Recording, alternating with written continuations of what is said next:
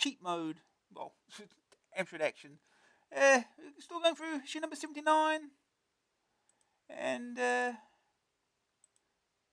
we have hit cheat mode. We're in the middle of the action test. There's, I think, we've got 4 more games to go through. So, but first, the Mega Magazine. Cheat mode is the place to look for hints, tips, solutions on just about every game ever published. The pokes on the cover tape are described in full too. Got some cheats yourself? Send them in. We pay £10 for the month's top tips and £20 for pokes. Send your stuff to cheat mode. Who knows, fame and fortune could be yours. But probably not, I guess. Flying this mission is like shaking hands with the devil. Right. I got Skateboard Joust. Chris Bennett of Hertford suggests that if anyone has the game Skateboard Joust, I haven't, press the keys Shift Control and Space on the title screen and press 1 or 2, and when you play, you will have infinite lives. Navy Moves. Mark Smith of Abbey Holton has supplied the password for level 2 of Dynamics Navy Moves. It is 28750. UN Squadron. Here's something nice. Simon Stokes of Hull E. Hool, pronounce that for a mouthful of cream crackers. Bridgend is a clever way of increasing your chances on US Gold's UN Squadron. Select a 2-player game and put both players on joystick 1. Start the game and move both planes to the top of the left-hand corner of the screen, whereupon both planes will merge together. You then will have twice the firepower. That old trick. Stephen Hodgkinson of, oh dear, I've lost your address, Steve. Please let me have it so I can send you your prize. He sent us a map of Spike in Transylvania, and to complement his artistic effort, has sunk his teeth into the game and staked out a batch of tips for you to be undead by. Got a map. The doorknob is used to open the door to the start screen. Okay, we figured that one out. The ploughman's lunch must be given to the farmer Piles. He will give you a pair of wellies which are needed to cross the muddy patch in the middle dungeon. Give personal stereo to the guard by the exit as a bribe. Give the juice of Toad, Spellbook, and Bat to Arbol the Wizard. They will then turn into a tie. Obviously. Wear the tie to get past the innkeeper. Wear the gloves to ring the bell in the belfry. Get the bone from the middle dungeon and drop it in front of the dog in the rebel's hideout. Get the crucifix from the church and drop it in the ghastly ghost room. One of the ghosts will drop the spellbook. Flick the switch in the central corridor to stop the spikes in the lower corridor from puncturing you. Flick the switch in the upper dungeon to get past the broken pathway. Get the bottle of wine from the inn and give it to the guard in the deepest dungeon.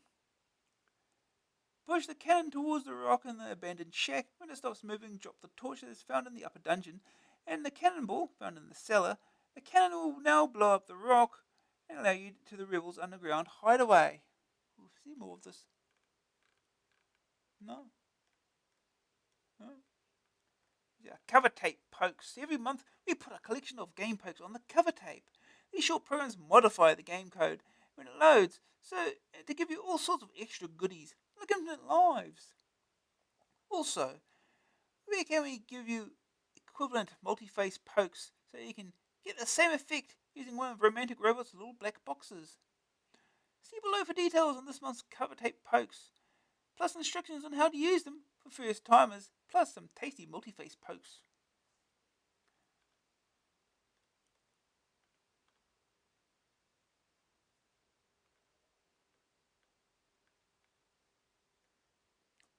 Right, Night Shift, Super Monaco Grand Prix, and Ghostbusters too. Never short of a poke or 7. Okay. There you go, one for Night Force even.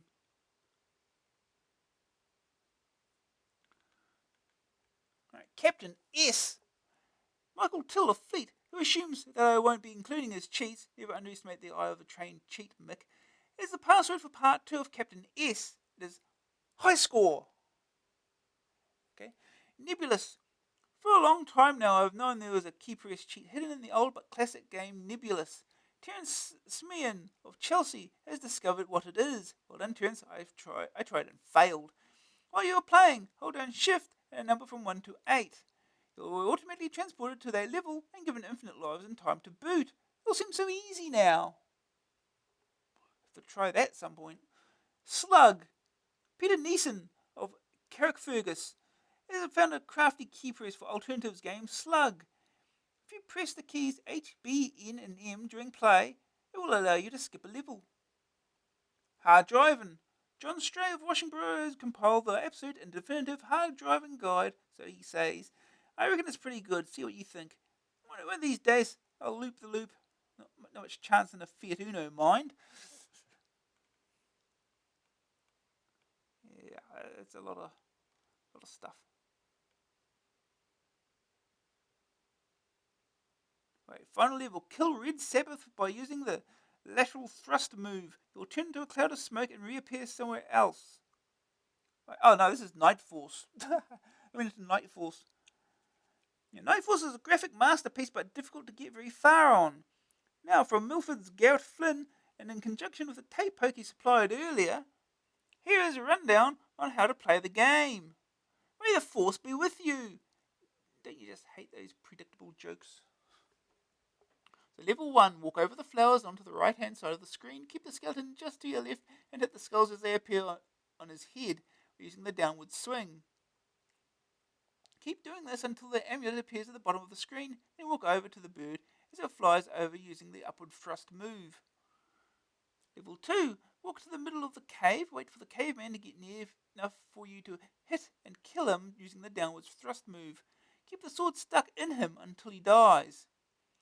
Go on killing the caveman until the amulet appears, then kill the bat using the upward thrust movement. Avoid the hook. Level 3, avoid the hook, moving over and back at all times by crouching down, even if you are being attacked. Your attacker will always stop, most sporting of them. Kill him by using the lateral thrust move. Again, hold the sword in him until he drops. Pressing the fire button or spacebar repeatedly is no good. When you have killed enough, the amulet will appear. Kill the seagull in the usual manner. Level 4. This is the hardest of all the levels. Kill the springs using the downward lateral thrust. Kill the sounding satellites using the downward swing. When the robot appears, jump up beside it, and as it rolls back, use the lateral thrust move to kill it before it has time to shoot you. When the amulet appears, go and kill the bird. Final level. Kill Red Sabbath by using the lateral thrust move. He will turn into a cloud of smoke and reappear somewhere else. Move around with the cloud, and when it reappears, hit him before he has a chance to fire at you. Don't worry if the princess disappears. She will reappear when you have destroyed Red Sabbath. Oh god, no, we've got cheat requests.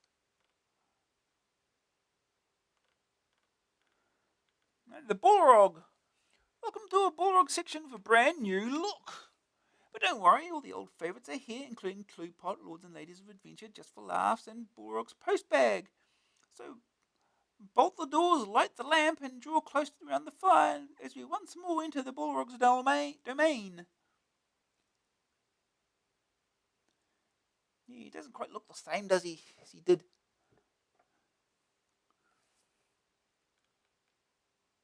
We got tips already. So this is what we're getting into first. Cast the Zen spell. Price of magic. Cast the Zen spell to allow quick access to rooms. The fly spell. All the spells seem to be 3 letters. Then get a bomb spell. And more help requests. Ooh.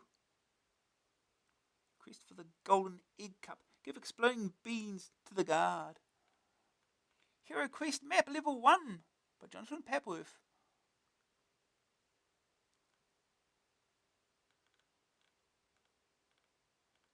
A GAC programming tutorial part 3. This month we look at the guts of the adventure, the conditions. Conditions are used for puzzles and programming the adventure, how to react to different situations and player input.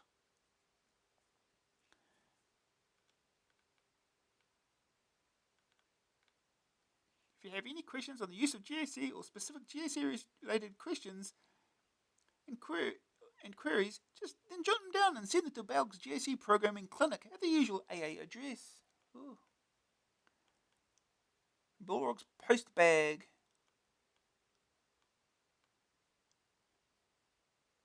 Who needs to play board games when the CPC has got Hero Quest?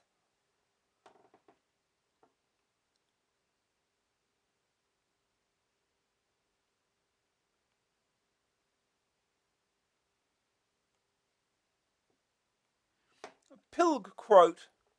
Here's a quote from the adventure section of AA28. Some pessimists are even predicting the demise of the CPC adventure market with a future limited to homebrew GAC titles and the occasional budget release. It seems as the pessimists were right, doesn't it? Robert Melody, sorry. Maybe so, but then people have been predicting the demise of the Amstrad as well, of the Amstrad adventure scene, and yet Amstrad Action is still here at issue 79. Granted, the major adventure companies have pulled out of the Amstrad market, but this is not a reflection on the Amstrad. Level 9 and Infocom have all but disappeared, and Magnetic Scrolls has only released one game since Fish. However, there's been a renaissance of adventures on the Amstrad. Okay, most of them are GAC offerings, but every now and then a jewel stands out and shows that smaller companies can produce very enjoyable games. In fact, in the past years, the number of adventures released on the Amstrad has grown fantastically, thanks to the efforts of these small companies and PD libraries such as Adventure PD.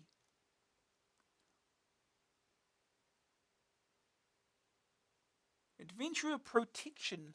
Whilst programmers have the law to protect them against the punters copying their programs, there seems to be little or no protection for the punters against their programmer. E.g., someone who buys an adventure, which is badly written or impossible to solve. Don't you think there should be some law for the people that play the games? Jim, Cambridge. I can see your point, but I think it'll be very difficult to implement. Your best bet is to stick to magazine reviews and word of mouth. Then you can usually be sure of paying for a quality game. However, if you think a game is really awful, then your best bet is to write to the makers and complain.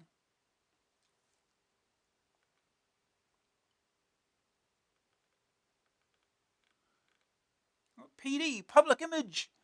Well, hey, look out below. It's our new page covering PD libraries, fanzines, and user groups. Here comes Adam Peters. Rocky roses from the ashes with CPC freak Clive Bellaby at the helm. Issue 50 of Wacky, UK's only serious CPC magazine.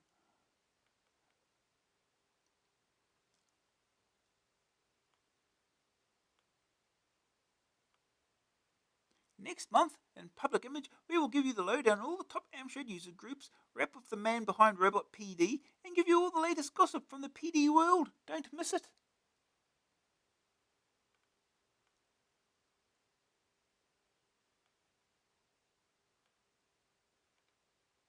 Oh no. Total! Another one. Total is the only mag that's 100% dedicated to Nintendo gamers. So if you own an NES or a Game Boy, oh no, issue 3 of Total's in the shops and I forgot to reserve a copy. Now I won't be able to read about all that fab Nintendo stuff. Oh. I swear this is the only magazine for NES and Game Boy reviews. No problemo. Boy, do I feel like gimp. Ooh. Judgment Day. Bill and Ted's excellent Game Boy adventure. Plus Dragon Slayer, Paperboy, Spider-Man, and lots more. Star Wars plus Smash TV, Captain Planet, Dragon Slayer, Maniac Mansion, Shadow Warriors, and loads more. Bowser defeat the Koopa King in Super Mario 3. See, even that gimp wants to buy Total and he helped write it. Can you afford to miss out on over 70 pages of Total Nintendo action? You better get issue 3 of Total out now. Yeah. Budget Bonanza. Back to the reviews, finally.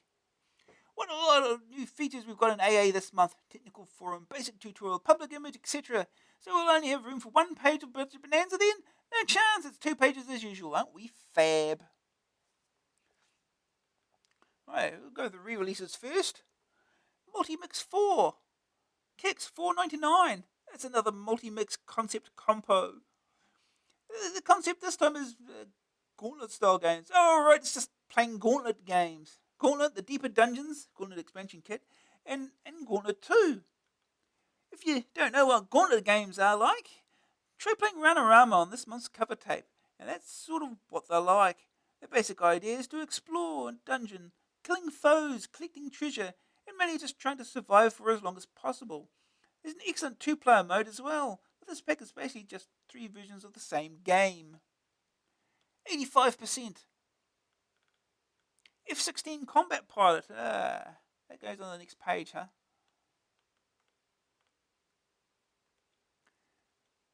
Right. F-16 Combat Pilot. Action 16? $3.99, $9.99. I assume that's tape and disc. An AA Master game and just about the best flight sim ever. F-16 makes it to the budget shelves courtesy of Digital Integration's 16-bit budget label, Action 16. F-16 sits you in the seat of a F-16 fighter plane. You have 6 different missions, one of which, Conquest, can only be selected once you've completed the other 5. Every mission is randomly calculated, so your route will be different each time. Once you've kitted out your plane, you take it to the skies, the game shifts to the driver's seat view of the action, and a massive array of numbers and dials on the screen let you know that there's more to this one than just heading in the right direction and firing occasionally. The disc version will please people annoyed at the distinct lack of budget software on disc, but look at their price! £2 more than the Amiga version? Ooh, well. And Toyota Celica GT Rally. Oh, right, this was 90%. That was 90%. A Toyota Celica GT Rally. The latest budgie re-release from the Gremlin posse is a tricky race 'em up. You get a driver's seat view of the road and race against the clock. It's so hard to keep the car under control that all you will see for your first dozen or so goes is a lot of smashed windscreens. A bit dull. 90%. A bit dull. And Ghosts and Ghosts. Kicks for $3.99. The sequel to Ghosts and Goblins, G&G, was majorly dissed on its original release for its ghastly graphics. But if you like purple and orange, it's a platform game with lots of natural hazards, collapsing bridges, etc., together with lots of unnatural ones, ghosties. Ignore the graphics and it's quite fun. 71%. Yeah, I like my Ghosts and Ghosts. I'll get to the actual interesting stuff. Quattro Fantastic Codemasters $3.99. What's all this about then? Well, it's a pub games mainly. Someone at Codemasters probably didn't like the idea of calling it Quattro Pub. This is the first Quattro pack to include a new, never before on CPC game, a lovely little venture entitled, rather strangely, Wacky Darts. Like Alternatives 180, didn't Mastertronic release that? Wacky Darts features a hand floating in front of a dartboard. The hand is yours, and the fire button will release the dart attached to it. There's a lot more to it than that, though, with different characters, plenty of comical incidents, and a brilliant selection of graphics. Amongst the other games on the pack is Fruit Machine Simulator. A lot of people were puzzled when we gave this 0% in our Mega Pack review, but we stand by our original criticisms. Never mind all the nudges and silly stuff like that. Fruit machines are mainly about luck. The only interest the real ones provide is that money's involved. Without that, you might as well just have a toss of the coin simulator. Monte Carlo Casino gives you 6 different games, including roulette, craps, and others you'd expect to find people losing money on in Las Vegas. Most of these involve a lot more than just luck too. Neat graphics, neatish game. The final game, Pub Trivia, is a quiz thing. It's very difficult though, as you only have 10p, one go, to start with, and some of the questions are right stinkers. All in all, with a fab new game included, Quattro Fantastic is probably the best Quattro pack yet. Fantastic! Groan. Alright, compilation. Verdict. Wacky Darts, 85%. Fruit Machine Simulator, they put it up at 2%. Monte Carlo Casino, 56%. Pub Trivia, 76%. Overall verdict, 81%. Right. So, we'd have a look at Wacky Darts. Our first thing to look at.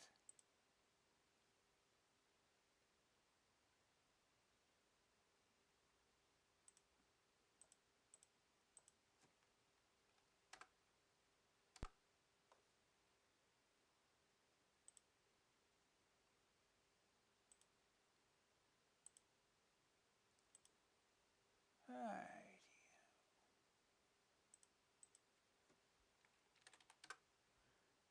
We're going to play darts.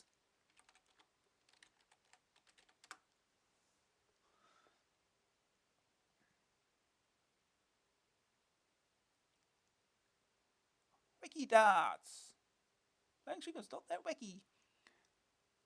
Fastest round the clock. Fred W 959. Fewest round the clock. Lynn the Frog 99. Fastest 501. Red Sheila 959. Okay. Oh, we've got characters here. The Jockey Pilsner, drunk. Neville the Barbarian, clumsy. He looks like a Neville. Jeff the Archer, accurate. Nigel the Ninja, lethal. Will he kill you before you can throw? Daniel the Magician, very lucky. Gordon the Alien, unknown. He's got a gun, so you just don't argue. Bazza the War Machine, mean.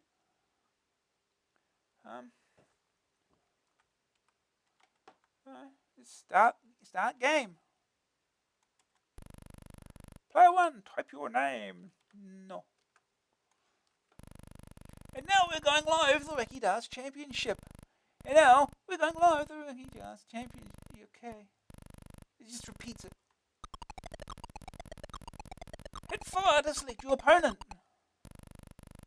Here's who's playing. There's no humanoid versus Bazza the War Machine.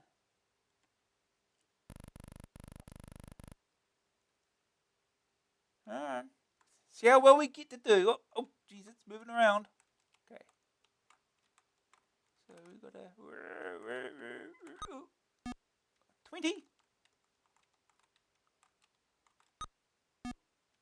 That was a 20 apparently. The hitbox is a little off here. 20. Where's the War Machine to play? You gotta shoot with the bazooka.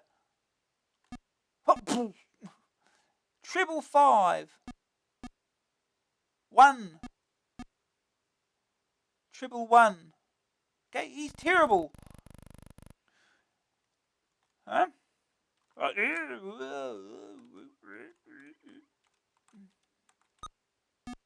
20.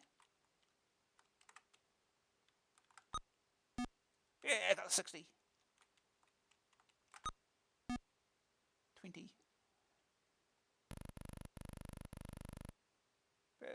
Here he goes. Shoot more bazookas and missiles into the dartboard.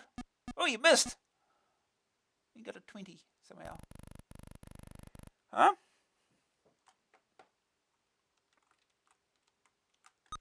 Okay, that was high. Oh, well, that was way too early. Oh, God.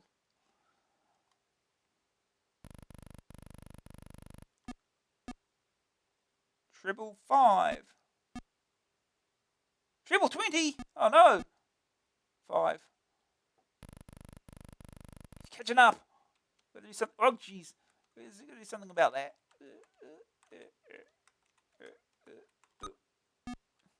That's a 20. That's another 20. That's another 20 apparently.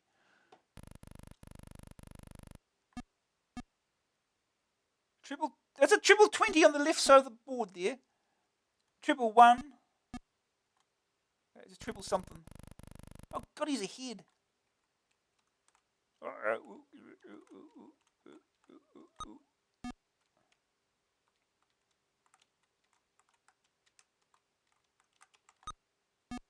Here we go. Oh, God.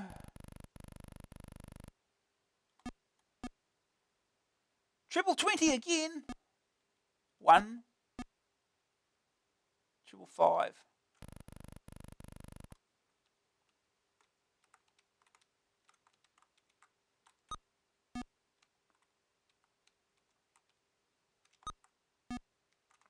Triple 1. That's a 1 it hit there. Sure, I believe you. 20. I think this game needs a little bit better hitboxes. Triple 20. There's another triple 20. Over there in the court. Triple 14. He's down to 6. Oh, good God. Okay, 817.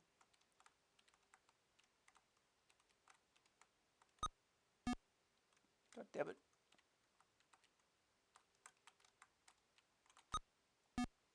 God damn it. We got down to 17. So you're going to hit the 6. Double 17, that's bust. Yeah, useless. Okay.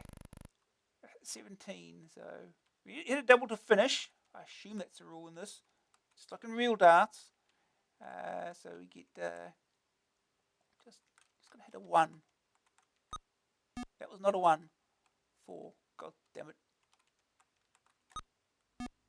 Okay, it's the 1. 12. We need a double 6. Where's the 6 in this damn thing? 6 on the side here. Oh. Missed.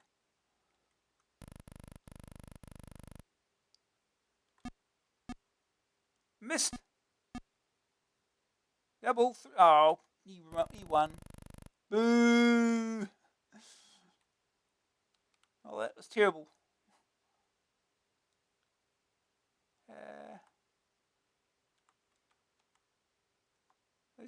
We do the round of the clock. See if I can do this quickly enough.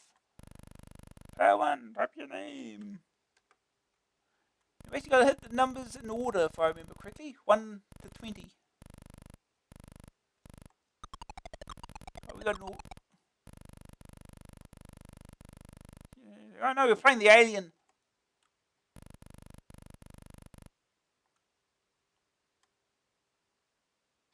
Or do we start with 20? 20!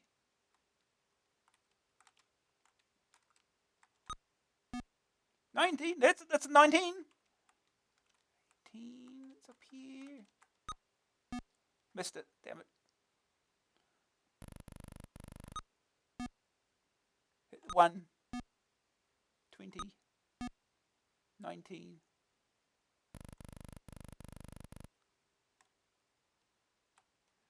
18, we still got to hit that 18. That's 18, we hit that! 17, it's down here. Oh, I didn't throw that, that was terrible.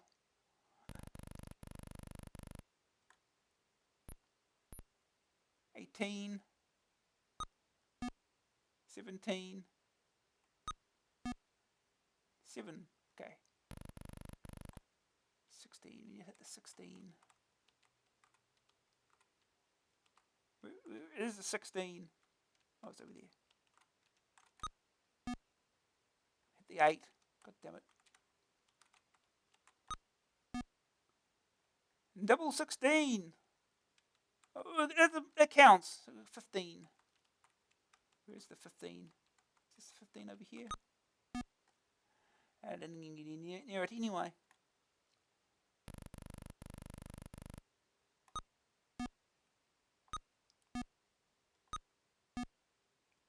Okay. Need 15. It's 15. 14. Okay, got it. 13.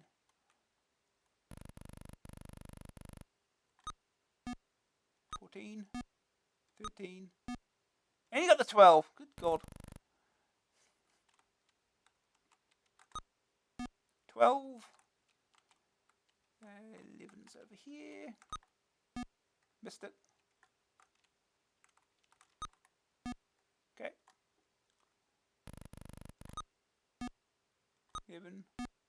10. And the 9. Damn it. Okay, 10.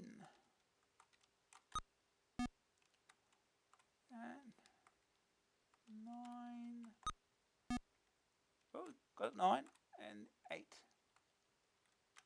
There is 8 here.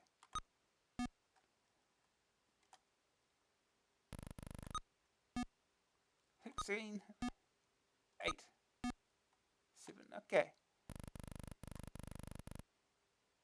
Need the 7 now. 7.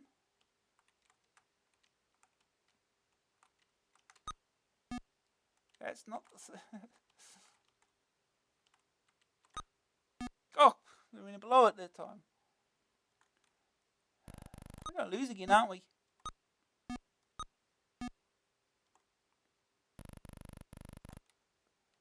Okay, got to hit the 6.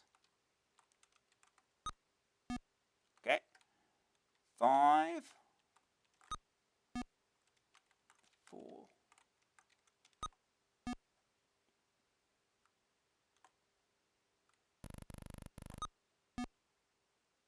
4. 3. 2. Well, got to get now. 3.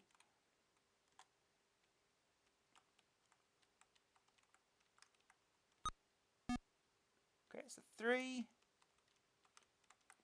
2. Okay, just need to hit the 1. 1. Perfect. Yay, we win. Oh God, we're going to do it again. It's Daniel the Magician. Okay. 20.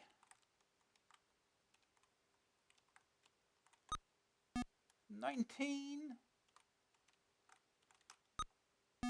18. Daniel the Magician to play. He just points and it flies. Okay. He didn't get anything. Okay, 17.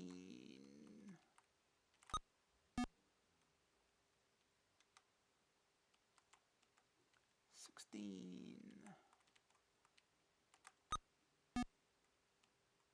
Okay, 15.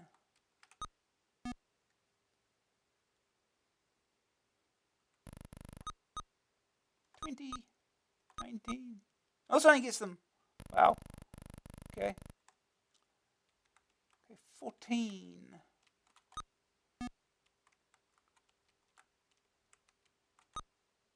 Oh. Here you go.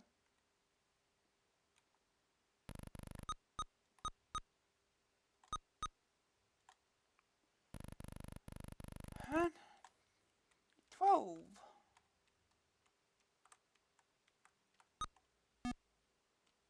That's not a double 12, apparently. 11 is over here. We didn't hit it. Here you go. 14. 6. 13. Goes down to 13. Okay. 10.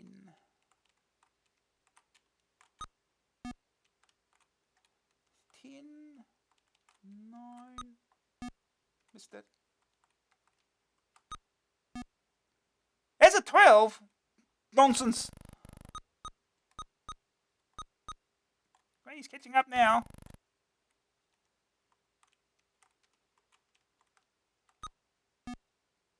Okay, 9 and 8.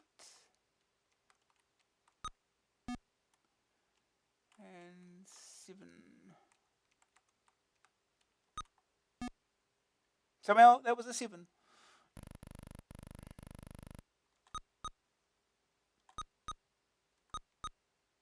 He gets all his. That's 6.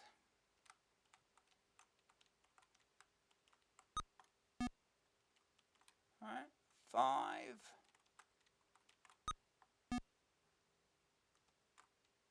4. It's a double 4 apparently. Good, he missed 2. Missed them all. Or missed 1. No, he got 1. Missed 2. Alright, 3.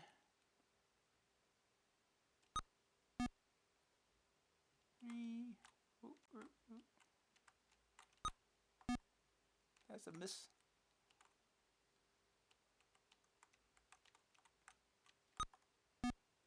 2. Okay, you get the 1.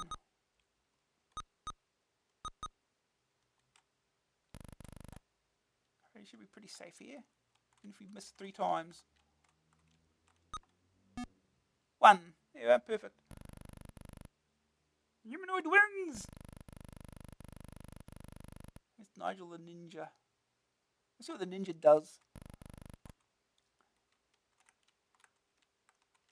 Assume he throws ninja stars or something. I missed.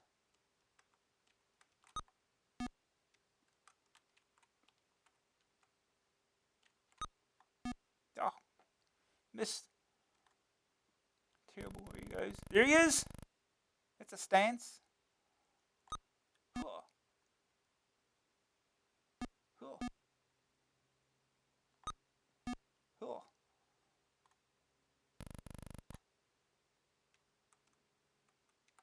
19. That's 19. 18. Right. Sure that was a 4? You sure?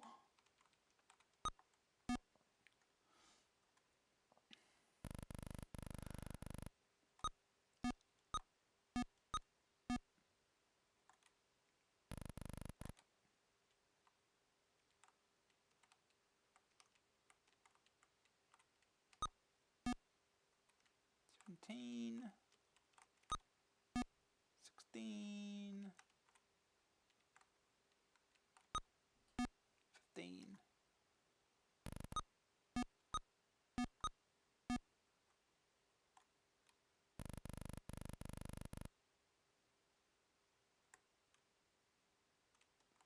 14. 13. And 12. Double 12.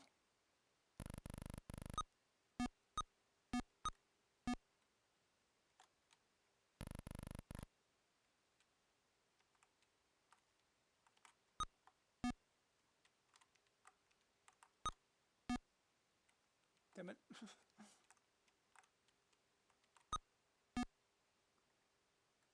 Really? Oh, it's double 8. That's all right.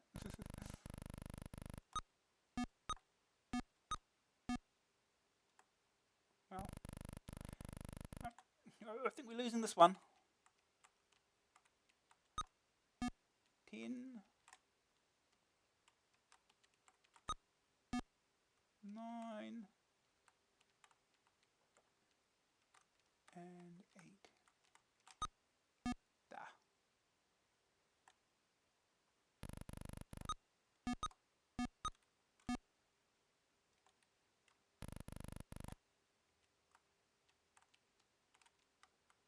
You get that 8.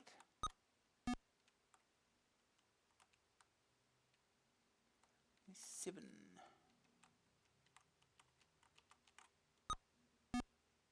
7. And 6.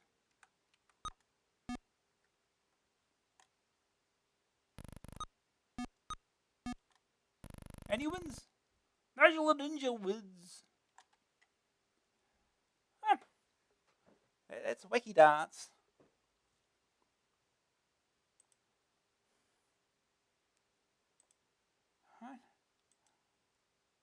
But there is one other game to look at here. Oh, Monte Carlo Casino we haven't looked at before either. Do we have screenshots of it? Shoot, it's this one. It's roulette time, folks. Place your bets, ladies and gentlemen. Place your bets. Alright, so Monte Carlo Casino.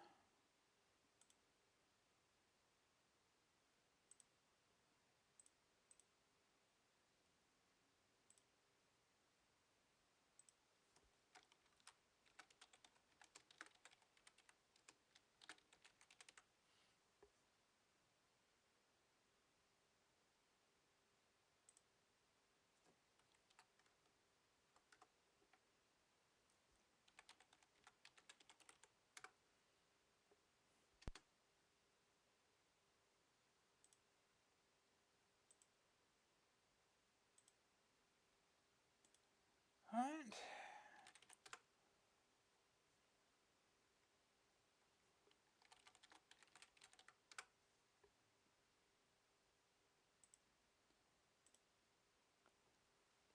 Monte Carlo Casino by Peter Williamson.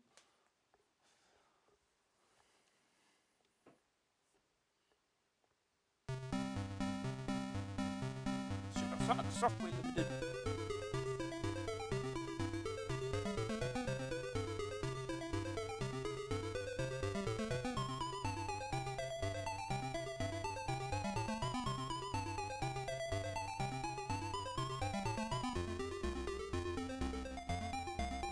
Credits and ads. Code designed Peter Williamson. Graphics C. Graham. Music by D. Whitaker. Okay, 4. Super Stuntman BMX Freestyle Street Gangs Football Motocross Simulator. MiG-29 Soviet Fighter. Yeah, Soviet Fighter. What was that last one?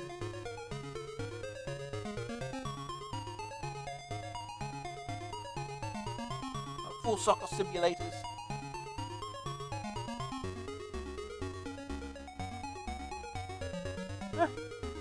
Start game. Alright, Monte Carlo Casino, select option. Roulette, blackjack, poker, craps or jackpot. 10,000 bucks. Is this a fruit machine?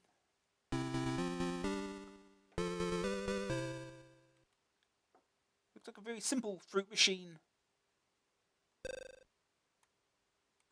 1,000 bucks per spin. Just casually shoving 1,000 bucks into the coin slot. That's exactly how that works. It doesn't. Not sure about these graphics though. Look a little weird. Hey, we won money. We got our money back. Apparently.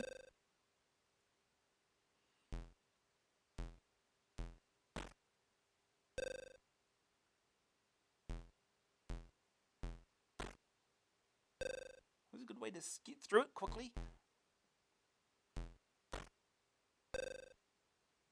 Yeah, these graphics look wrong.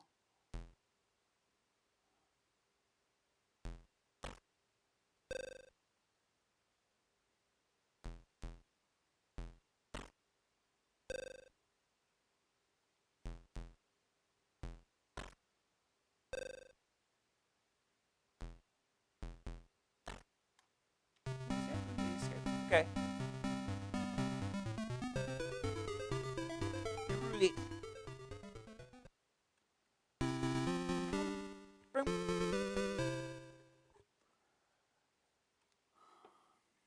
Alright. Bet or quit. At least we got a bet. Tuesday. 1,000 bucks. Pick odds 35 to 1. Evens.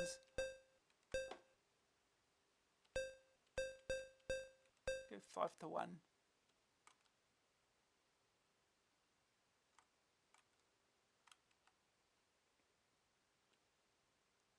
So we're betting on 6 numbers all at once. It's gonna be. Can we get the correct? Oh, 16 to 21. Yeah. Spin! Spinning!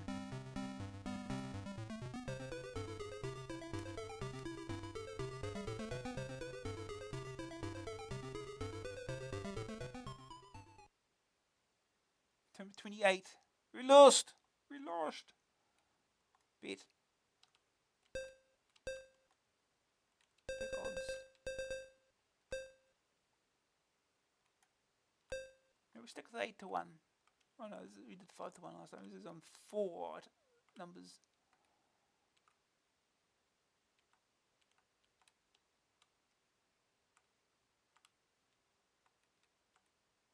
Seven, 18 or 11. Spin!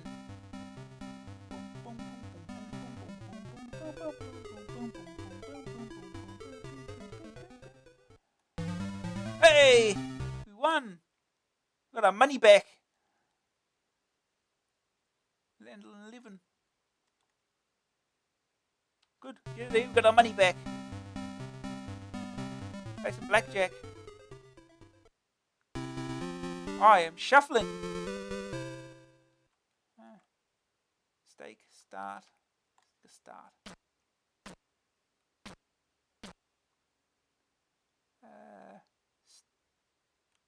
Let me twist. 16. Twist. Oh, damn it. Do it again.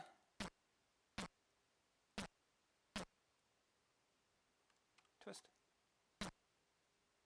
15 again. Stick. Ah. Right, do it again. 17. Stick. Ow. I think this might be rigged. Stick. Yeah. Finally we won.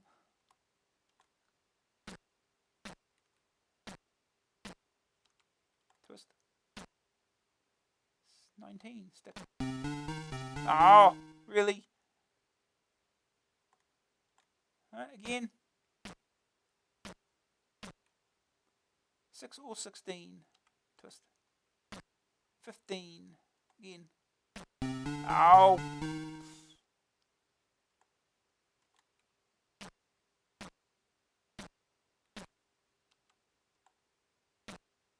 Stick. 20. Yay.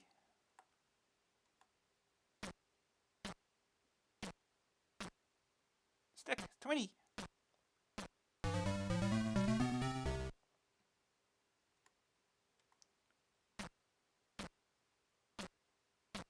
Stick.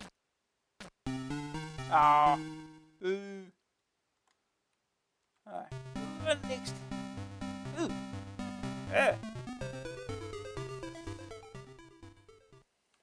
Poker. I am shuffling. 5 card draw poker.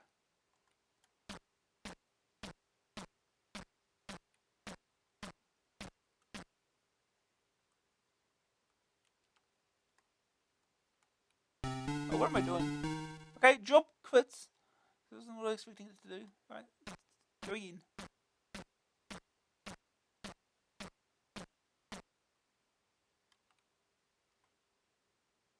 Bet 2,000. Dealer calls. Drop unwanted cards. That. That. And that.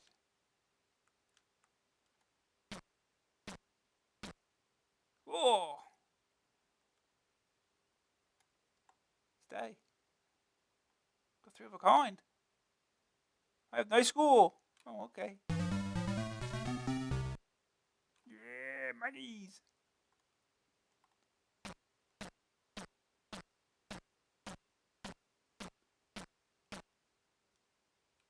Ooh, do we go for the straight?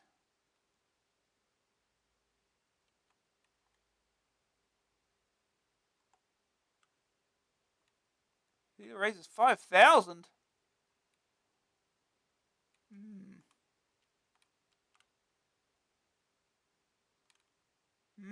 He must have something. Yeah, I'm pulling out. Well, I've still got money. Isn't going to show us what he had.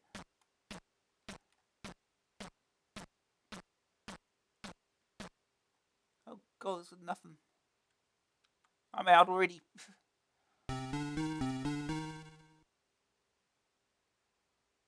Again.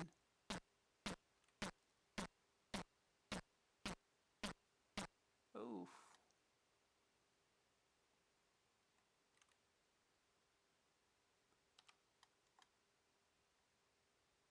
Dealer drops. Yeah.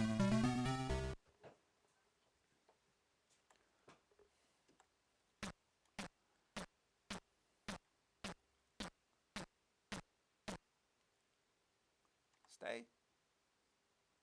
Dealer calls. Drop on 100 cards.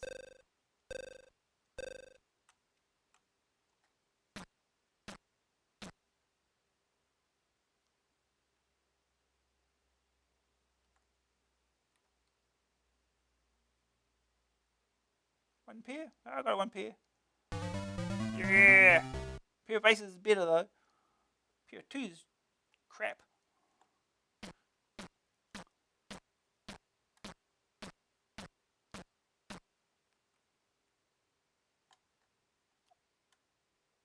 Bet 6,000?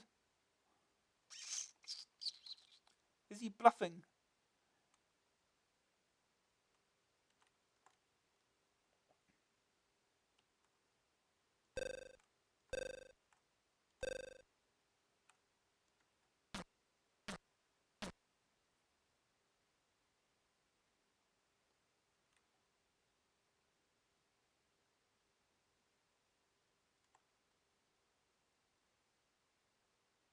He must have something. We have no money left. Can't do much, can we?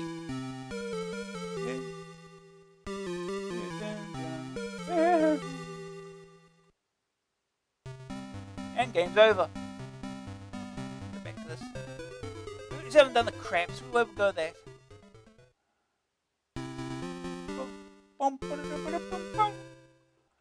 Ah. Bet.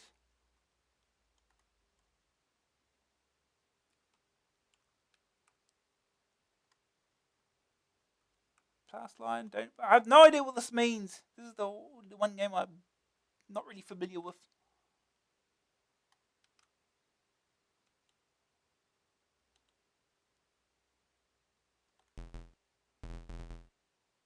Nine.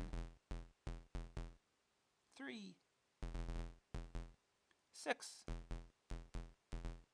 5. 10. 12.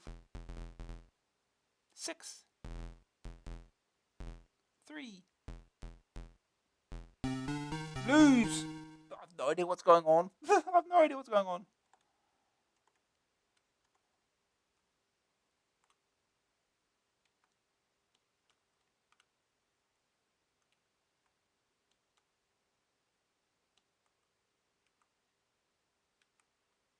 Pass line. I don't know what that means. Point is 9. 10. 2. 7. Lose.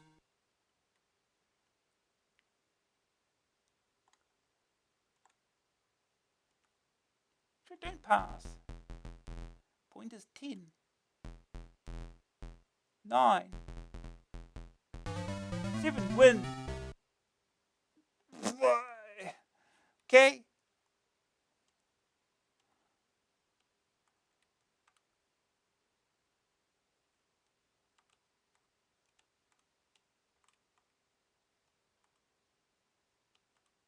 I don't know what a field bet is. 9. Win.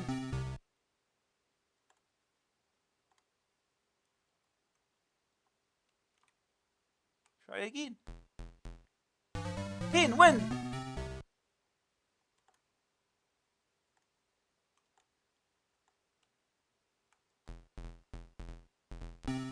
Oh.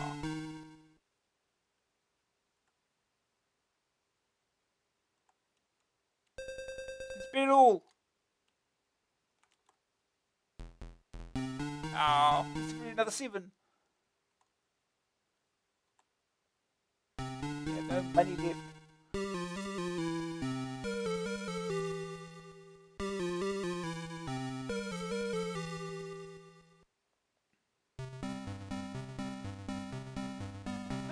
That's Monte Carlo Casino.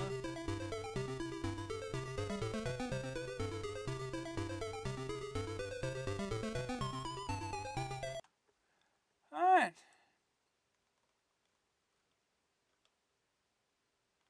Next thing is Quattro Fighters. Codemasters. $3.99. In the air or on foot. It's time to don that uniform and do battle with a myriad of different enemy forces in the latest Cody's Quattro compilation. The best game is SAS Combat Simulator, a kind of Rambo/Mercs style overhead viewed shoot 'em up. You're a dead hard SAS dude, foolishly taking on the entire enemy army in your Todd. Unless you can find a mate, in which case there'll be 2 of you against the 200 of them. Oh, okay. Turbo Chopper is passable. Just imagine a single screen Airwolf where the main enemy is yourself. Your shots ricochet around the cave till they find you. MiG-29 Soviet Fighter, on the other hand, is naff afterburner style thing with a budget game written all over it in indelible ink. Guardian Angel is a kick 'em up in the Double Dragon vein. Are you sure? Unfortunately, you can only move along one horizontal plane. Enemies only appear in gangs of 12, and the graphics are so naff you haven't got a clue what's going on. The Guardian Angel plays as well as it looks. Hey, look, it's Freddy Hardest. The Guardian Angel is the sequel to Freddy Hardest. For some reason. They renamed it for Codemasters release for reasons. MiG-29 is like Afterburner, minus all the good bits. SAS Combat is Rambo without Sylvester Stallone.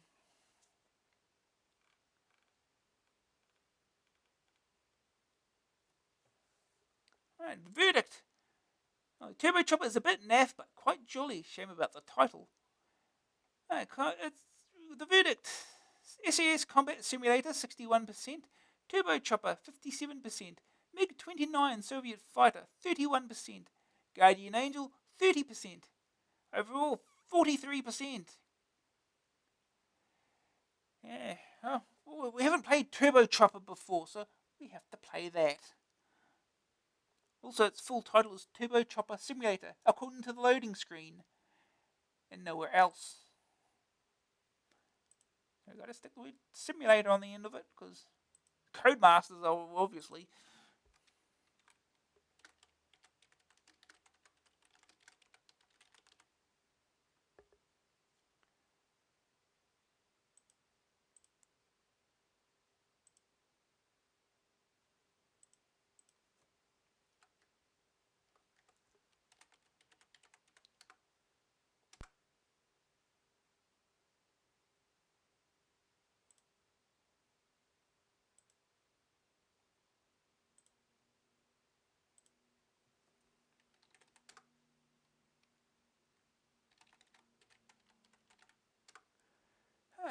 Chopper.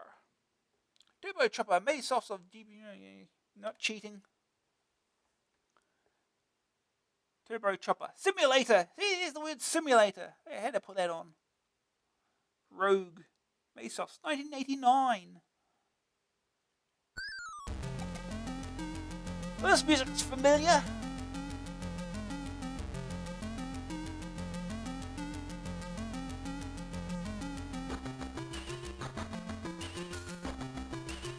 Just pretend you're playing Super Stuntman.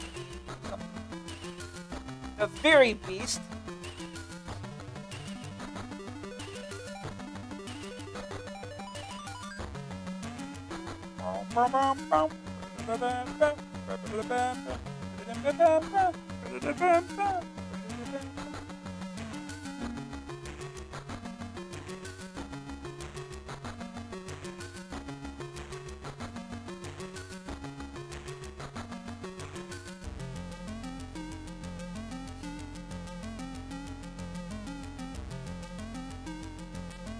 Let's get started.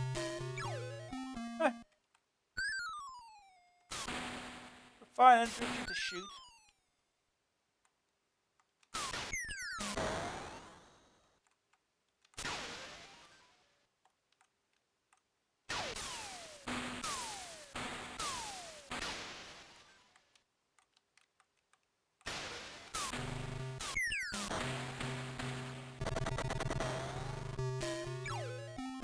I have no idea what you're supposed to be doing, so... Shing things! And just like an earwolf, it's like touching anything will kill you. But you at least get more than one life. Oh jeez! And your own shots kill you. Which is a little mean.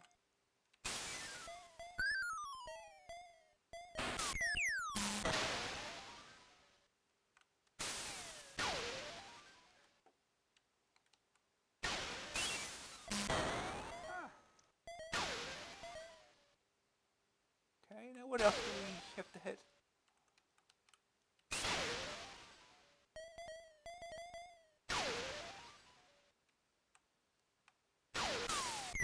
Ah, that apparently. Yeah.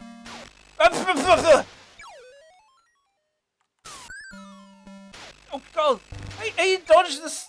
He's not exactly fast in this game.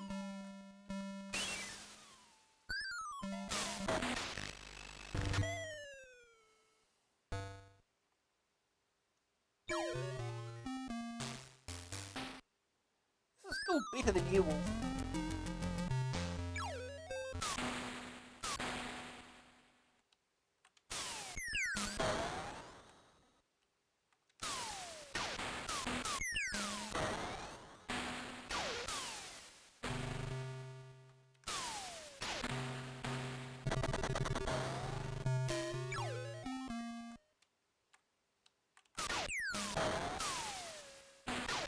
Oh. I don't even know what hit me. I think I just hit some background and it just killed me.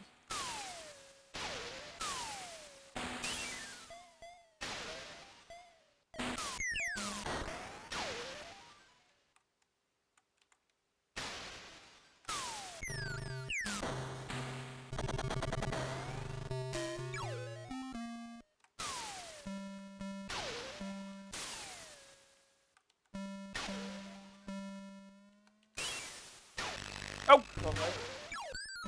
Ah! Oh, what? Oh, jeez.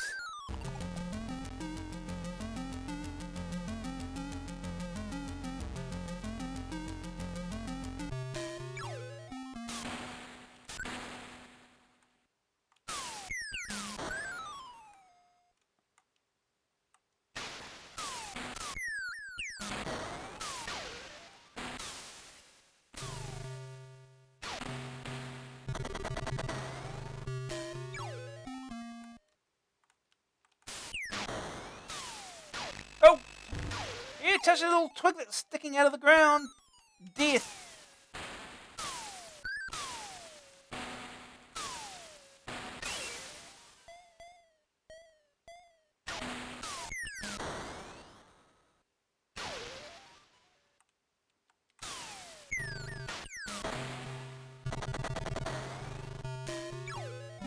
Oh, oh, yeah, avoid that. Okay.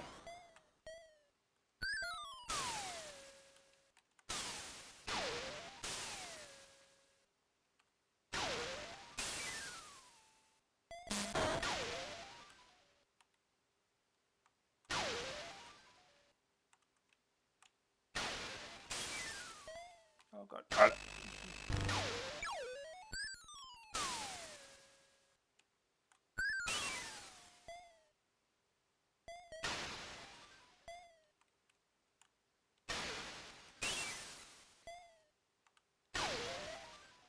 Oh, God.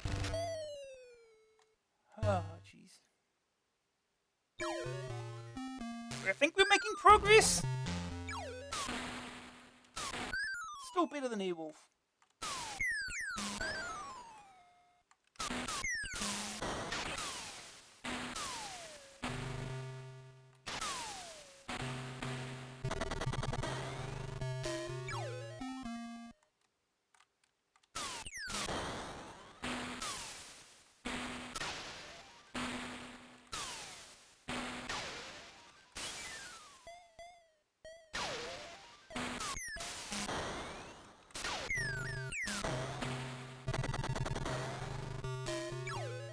Oh, God.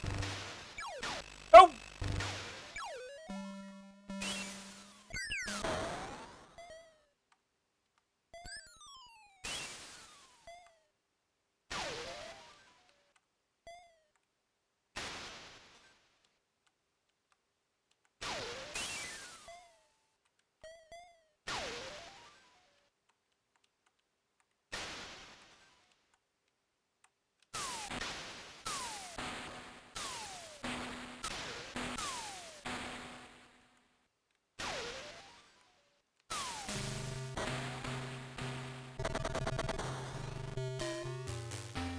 Extra chopper, fuel awarded.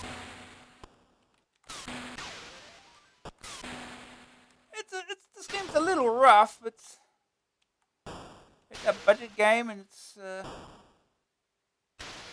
still better than Airwolf.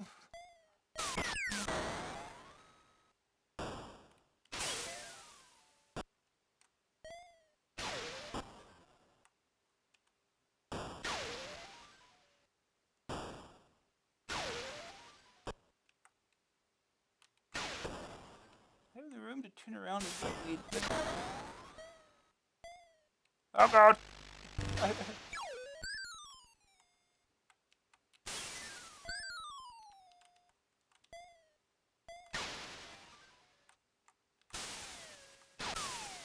You can't destroy that?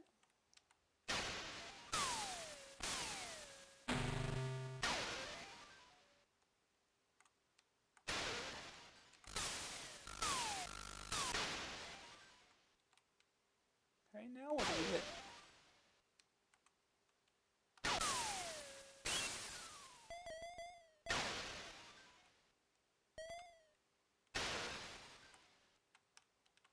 What do we shoot now?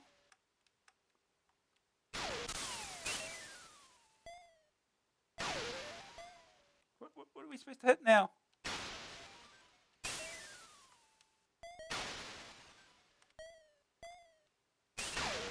One. But we did. Should we explode when the fuel runs out? Oh, no. You just fall out of the sky. That's good. So what do we hit?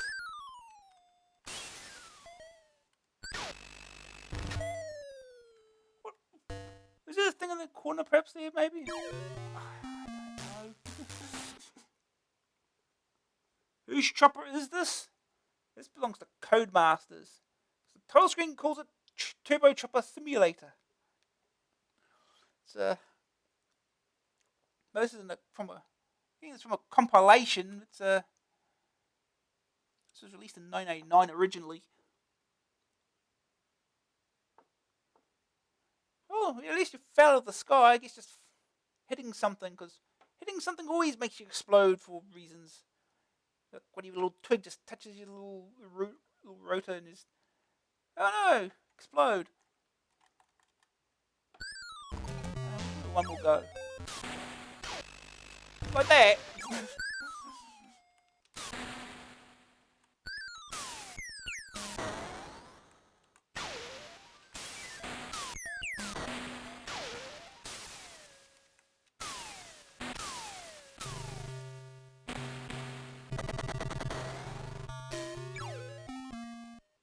Also, little fishes also make you explode.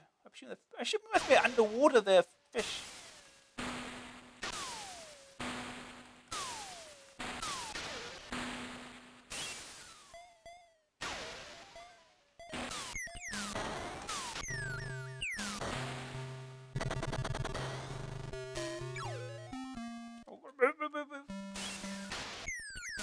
That thing will shoot you practically immediately if you let it.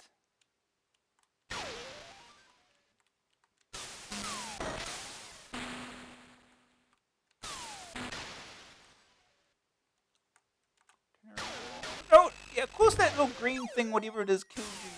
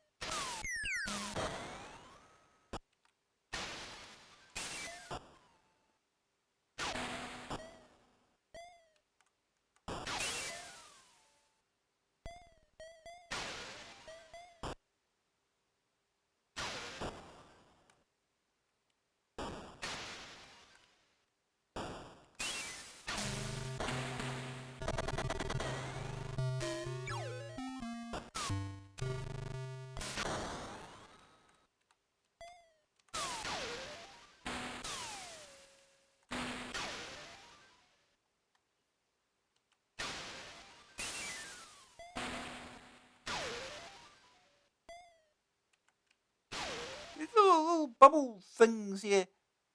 These will kill you too. So, you can't do a damn thing about them. Shoot over that. So,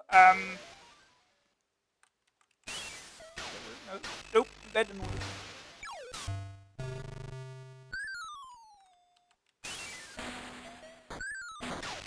Whoa. There's a tank here.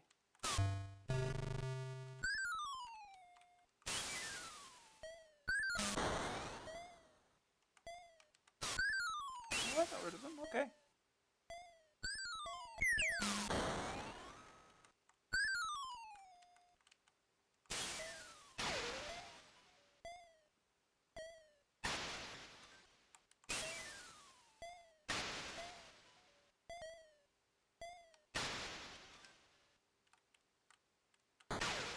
Yeah, shoot you immediately, huh?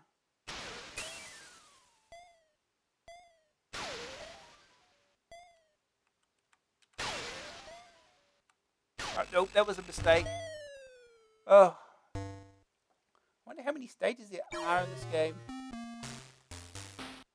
I assume there's a lot more than 5. We'll find out.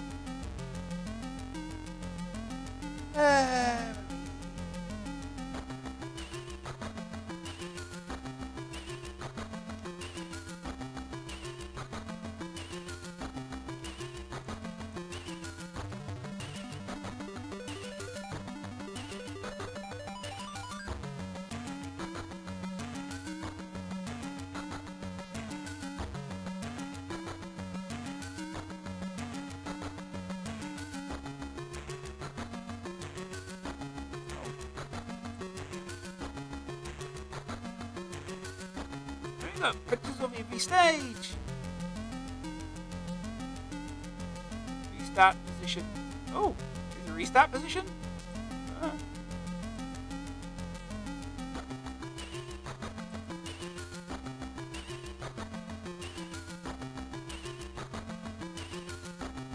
Got another 10 stages.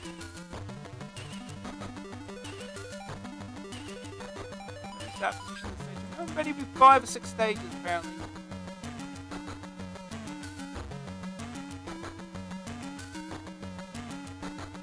Oh boy, there's more stages than the letters. Stage 27 is Alpha.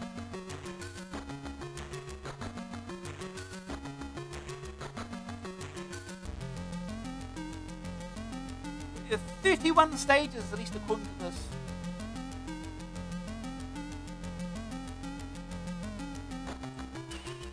Anyway, back to the magazine.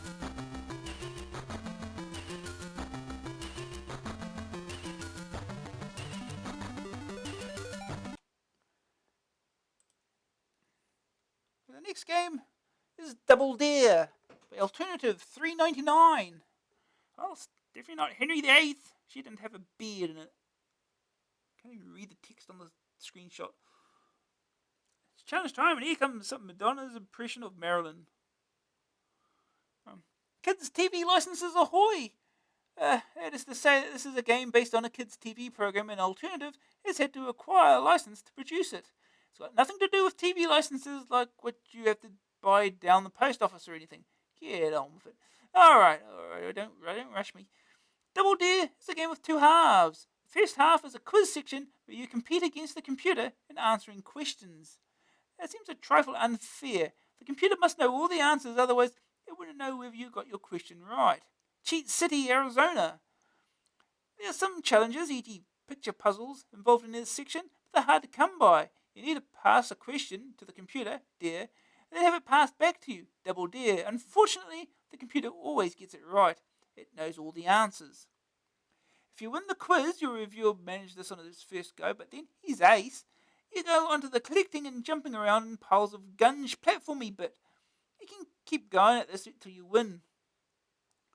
Double Dare is quite fun, though the questions are quite hard and many relate to old films and boring knob like that.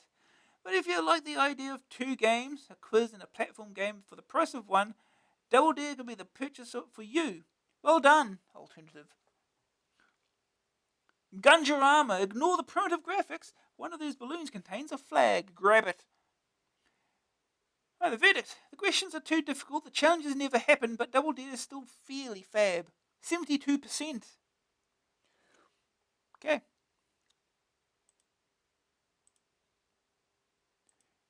Yeah.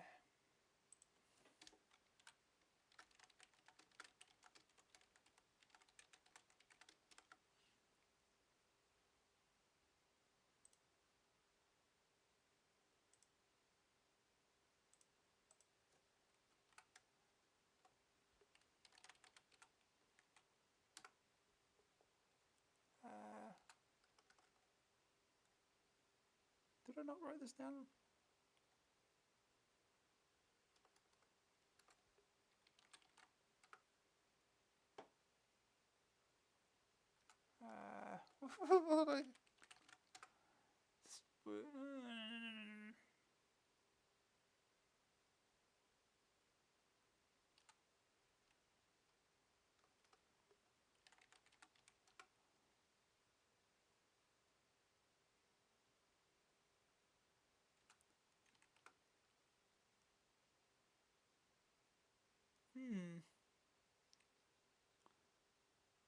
No, I definitely found this somewhere. I did test this, I'm sure.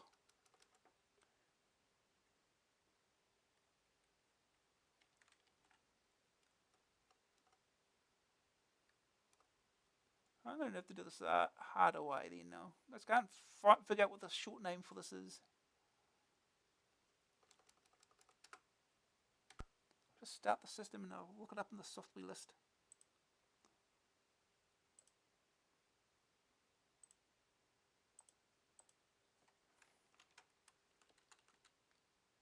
Media control, floppy disk, software list.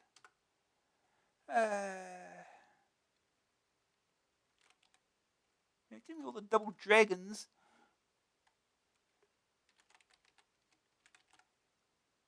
Double D. I'm sure there's one here. I definitely tested this.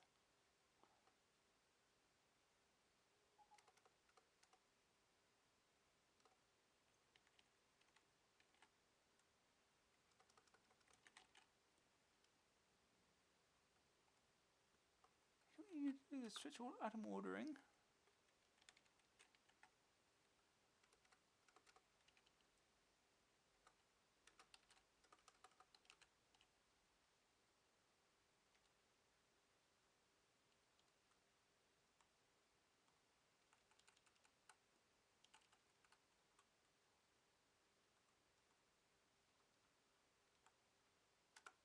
To this again.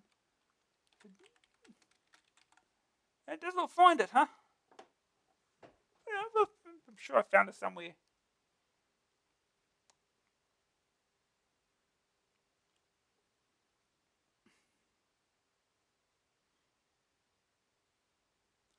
Let's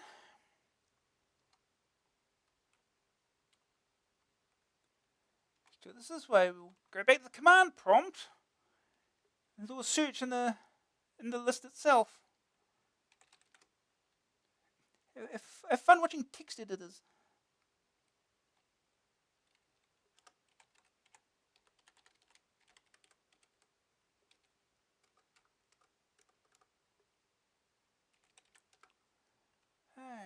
Search. Sure, is it? No. So no. I'm sure I tested this though, because I distinctly remember having trouble with the quiz section. It just went on and on and on. Or did I just have it loose?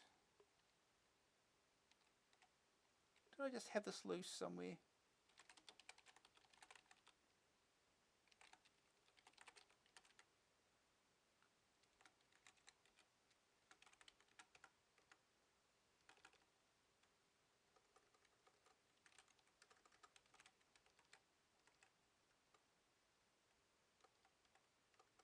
Oh no, CPC flop. Get the file name right.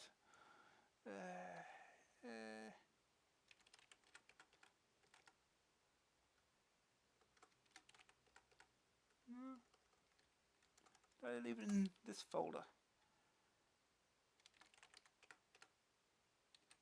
I did. It's right there. Train versions, right there. Now I'm starting to remember I had trouble actually finding a disk image. Okay, so that's there. Just have to load it manually, that's all.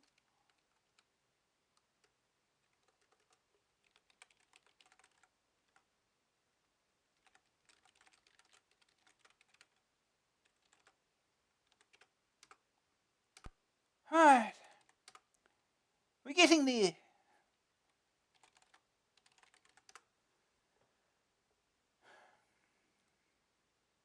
Because of course the game was not released on disc, it was released on cassette originally, only. And Double Dare is a trademark of MTV Networks.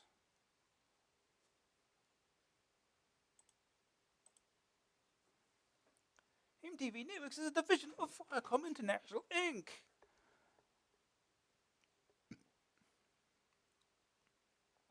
Presented by Alternative Software Limited.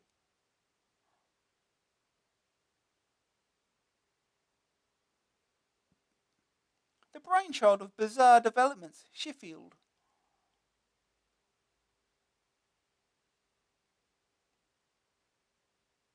Mechanics and Moving Parts by Richard Stevenson.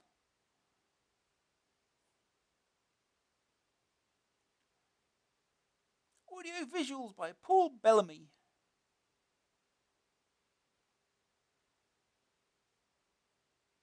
Press space to play. Okay. Double Dare. Infinite time on assault course? No. If we get that far. A Bizarre Development. There they are. Oh, straight to it. Welcome to Double Dare, the messiest game show in the world.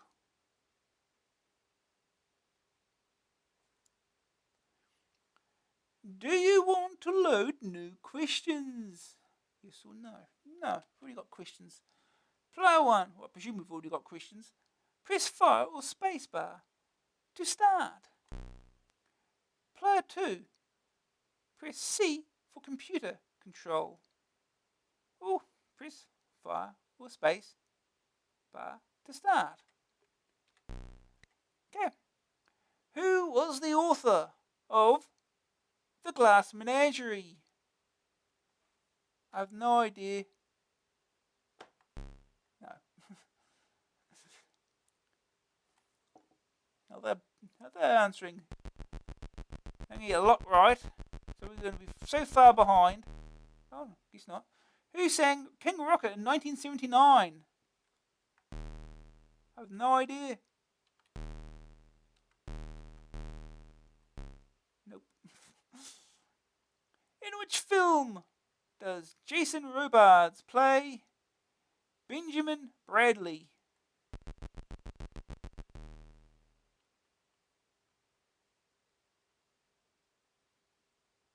I've never heard of the Naked Civil Servant before. Hey, we got one. Which of the following did Robert Burns write?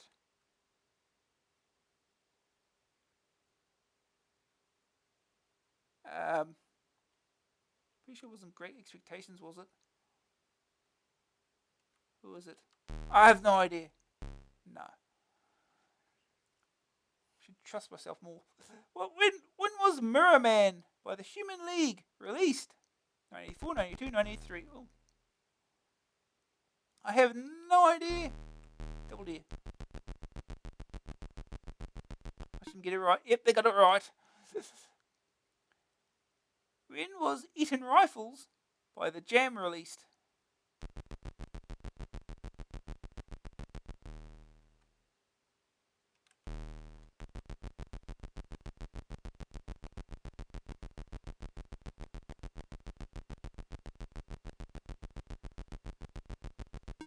Correct. Of course it was.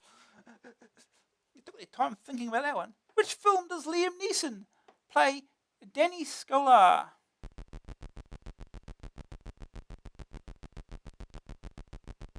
Pretty sure it's not The Wrath of Khan.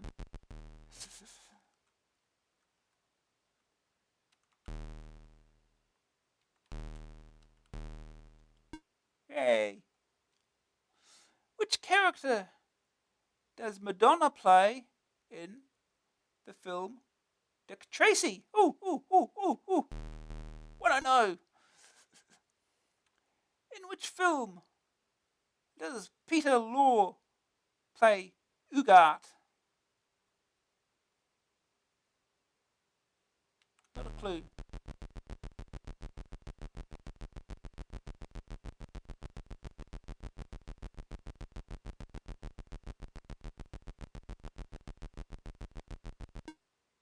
Of course it was correct. Who would associate with diving? Okay. When was No Woman, No Cry by Bob Marley released? 1975, 1986, 1982. Yeah, I'd have guessed 1975. Who would you associate with running? Harvey Smith. Okay. Who sang Harlem Shuffle in 1986? This be my guess. Nope, I'm wrong. I know nothing. Who sang Private Dancer in 1984?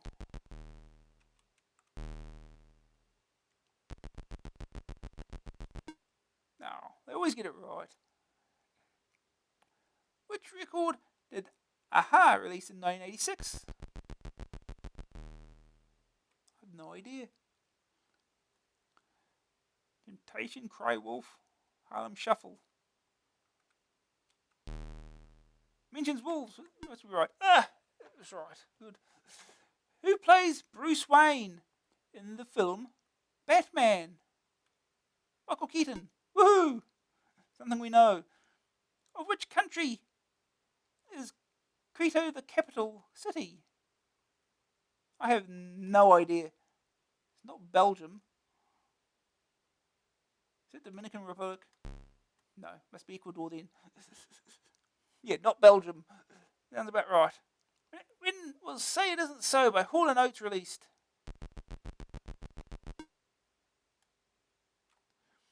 When is the capital... What is the capital city of Algeria? It's Algiers. Who plays Alec Gilroy in Coronation Street? I don't watch Coronation Street. What is the national currency of Thailand? The baht. I wish I was answering these. Who sang Tiger Feet in 1974?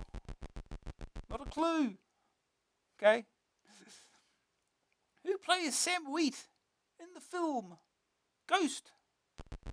Patrick Swayze? Yeah. See, I remember some movies. In which program does Ted Danson play Sam? Be Cheers.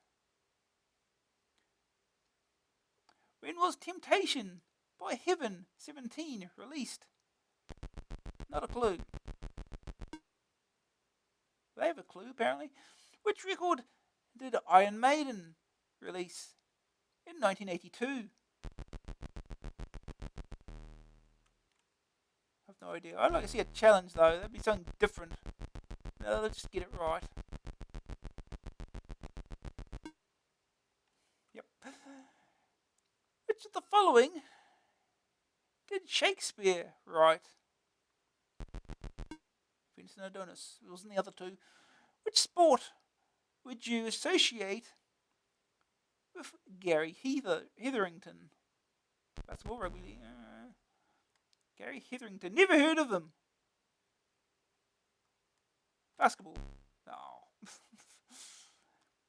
Who sang Thorn in My Side in 1986?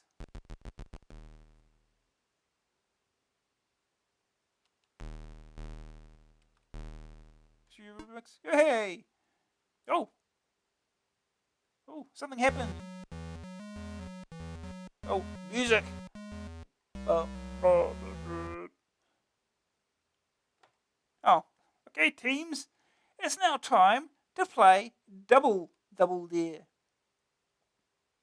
What does that mean? Does there mean more questions? Oh, I guess it does.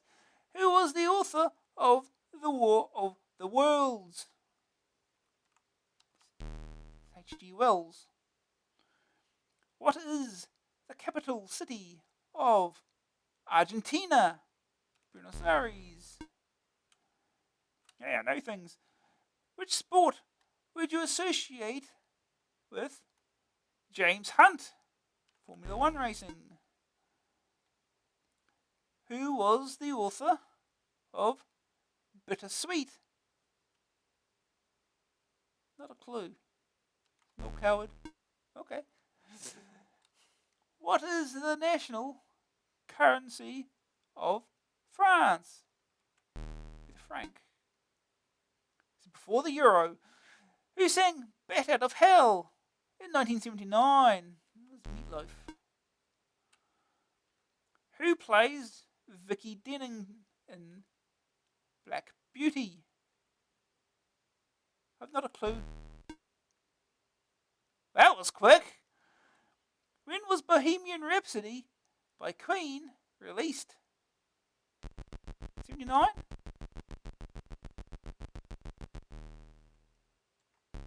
No, it wasn't. Okay. Of which country is Santiago the capital city of Chile? What is the national currency of Pakistan? Rupee. Who was the author of Chips with Everything? Not a clue. Who plays Sheila Ramsey in Take the High Road? Okay.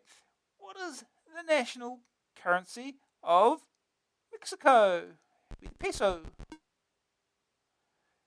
Who was the author of The White House Years? Okay. In which film does Leslie Nielsen play Frank Drebin? Naked Gun.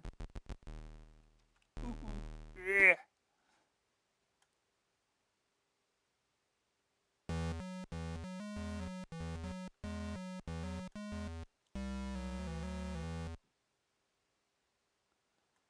The yellow team has won the game.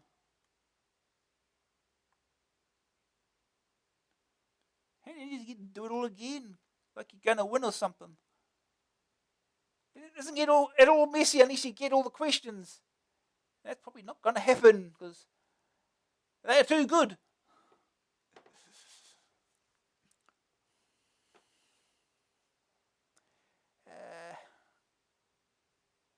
So having the trainer on this video is not even going to help because you're not even getting that far unless you know everything about everything. Anyway, yeah, we'll move on. We've got the rest of the magazine to go through, I suppose. I think that was the last game there is. So. Work in progress. PC Format is the UK's leading PC leisure magazine and is devoted entirely to helping you get more out of your leisure time with the PC. Issue 7 is out on March 26th and fast forwards you into the exciting world of video. We'll show you how to liven up your home videos with titles and graphics and how to get video images onto your PC. The rest of the magazine is packed with everything you need to keep you entertained, comprehensive and well-written game reviews, incisive and thought-provoking profiles, plus indispensable regular columns on shareware, music, CD-ROM, problem solving, playing tips and much more. Don't miss it. Content is subject to change without notice because life is like a baby. You never know when it's going to throw up unpleasant surprises. April 1992, issue 7.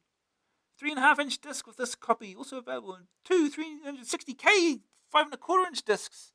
Oh, they even selling a 5.25-inch disc. They think they dropped that pretty quickly. Titus the Fox. Oh boy. Alf. Lose yourself in an awesome playable preview of Ocean's fantastic new platform game. Yeah, I did start getting PC Format But it was a couple of years after this. I was surprised when I looked in the magazine to see it shows a list of the magazines of future publishing listing, and they still had Amstrad Action going on in like 1994.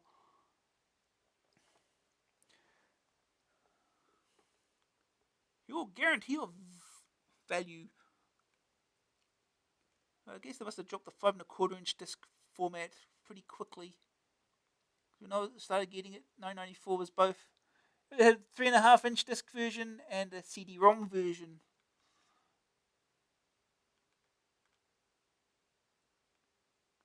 Amstrad Action Superstore.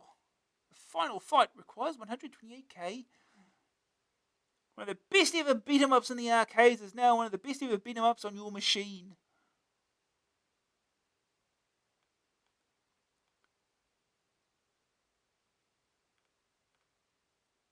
Terminator 2, the film that was a smash hit and box office scores a rave on the Amstrad, will not work on the CPC 464. Well, now they tell us. Back issues. Learn how to be an artist with your Amstrad. Hana's new printing unit, it's issue 69. That was a while ago.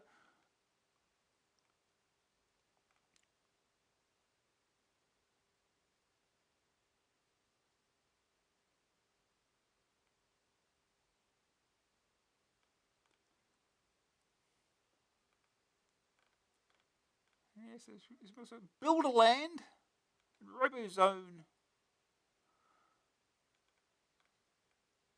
Yes, please enter renew my subscription to Amstrad Action at the all-inclusive price of tickets appropriate. UK $29.95, Europe $47.25, rest of the world $63.10. To ensure you receive your magazine and tape quickly and undamaged, all overseas subscriptions are sent email.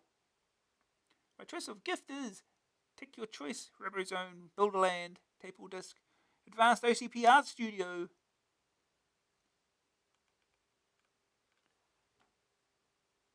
Typins. This month, Jerry Glenwright starts his basic tutorial for beginners, and don't forget, your own Typins could earn you £20. Pear shape. 6/1 to 8 only. Here's an updated electronic version of that fun pair matching card game. You know, the one where all the cards are face down and you and a partner take it in turns to turn over 2 cards and discover a matching pair. Pear Shape's action takes place on an 8x8 grid beneath which there are 32 hidden pairs, and the object of the game is, of course, to discover them. The pairs consist of 4 shapes: a triangle, a square, a pentagon, and hexagon, in 8 colours, including red, purple, green, and so on. You search each square by entering a horizontal and vertical coordinate, as well as running totals to take care of your score and number of attempts. David Wagstaff of Moulton, Northampton, has also provided a high score feature too. Pear Shape has a very pretty screen display and uses fill and graphics pen functions to good effect, restricting it unfortunately to owners of 6/1 to 8 ROMs. Pear Shape is a variation on the classic card game for kids. A basic tutorial. In these days of widely available and powerful microcomputers, BASIC has become something of a joke in many programming circles, where nothing less than C, Modular 2 and the like will do. I don't know anyone that uses Modular 2. Even then.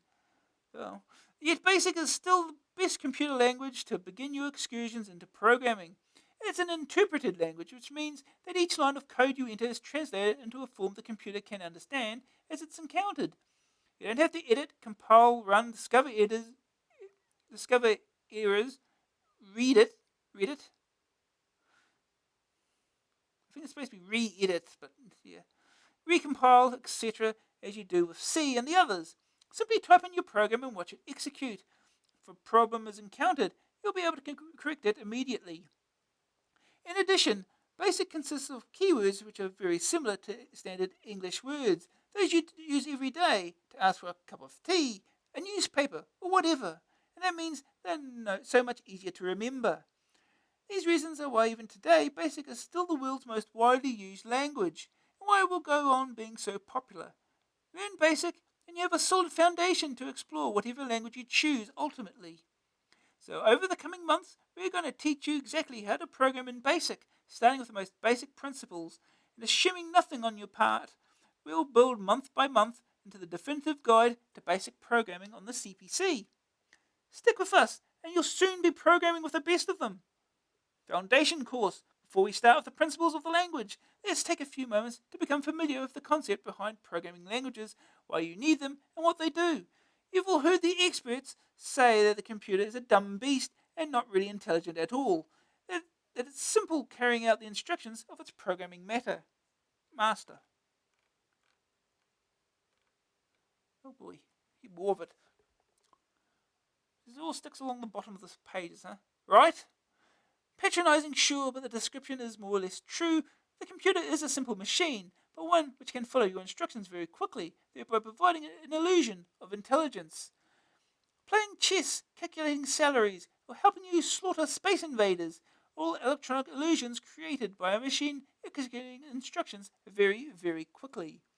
And you guessed it, those instructions are presented to the machine in the form of a programming language. It'd be nice if you could simply say to your CPC, "Okay, machine, let's play invaders," or "I'd like you to calculate my income tax now." Unfortunately, the computer must be instructed in a defined and precise fashion via a programming language.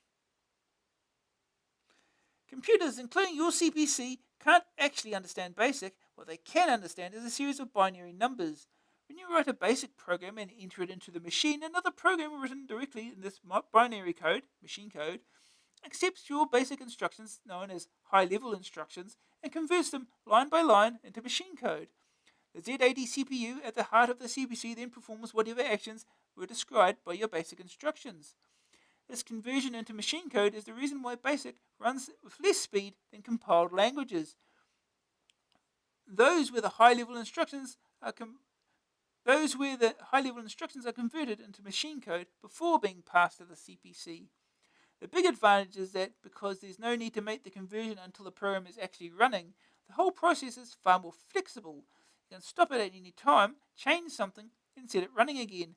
A tedious process using compiled languages.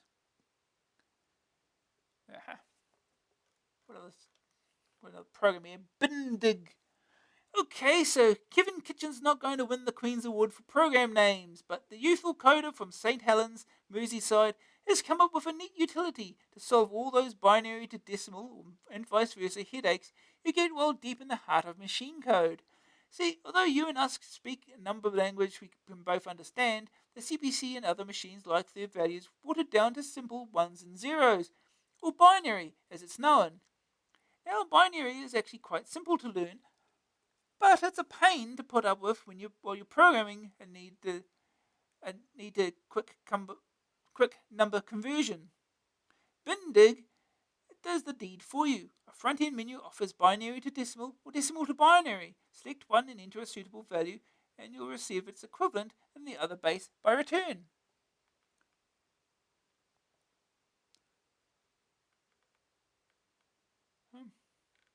What else have we got here?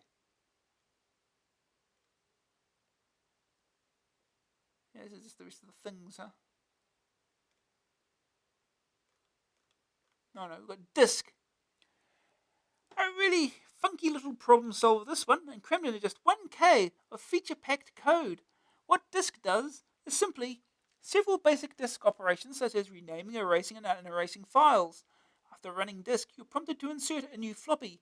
Bung one in the drive, a list of its contents appear, together with a menu of disk's functions. To use one, enter its associated function number. If any more information is required, you are prompted for it as the function proceeds.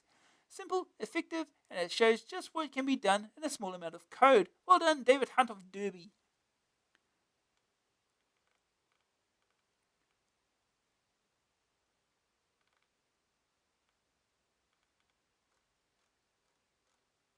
Tracker.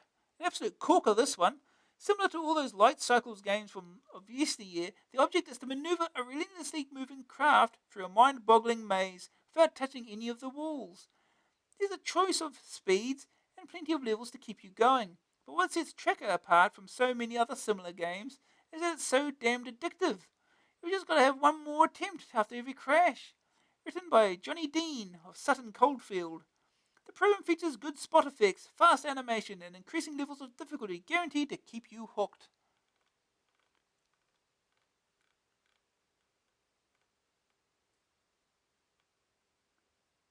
And so to bed. Easy, right? We've only scratched the surface this month, but it never really gets harder than this. Just keywords forming statements, and statements forming programs, until you've got that big, fat, sexy software.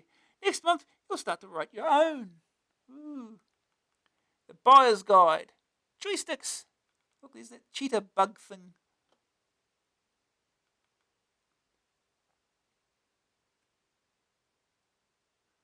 Oh boy, they're even rating them.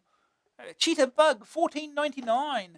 If handhelds are your style, then check this one out. It sits comfortably in the palm of your hand, and you have no trouble reaching for the two fire buttons and auto fire switch. Does the auto fire switch work though? The shiny black bug looks good too, and the fire buttons click reassuringly. We prefer sticks that let you know when you've wasted a bullet. At $14.99, this is a mid-price stick. It's good value for money. It's a 5 apparently.